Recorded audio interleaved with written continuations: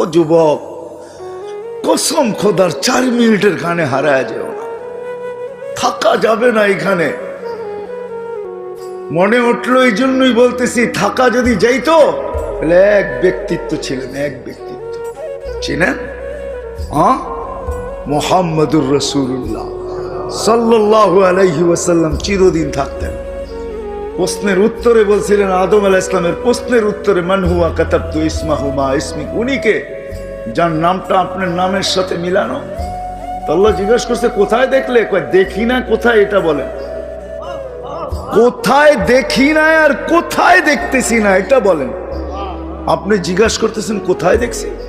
আরশ থেকে দেখা শুরু করছি, এখন তো জান্নাতের প্রত্যেকটা বস্তুতে ওই কলেমা লেখা, পাতায় লেখা, ফুলে লেখা, ফলে লেখা, ফেরেশতাদের কপালে লেখা, প্রত্যেক জিনিসেই কলেমা খচিত। পাগল বানায় ফেলছে। এটা কে?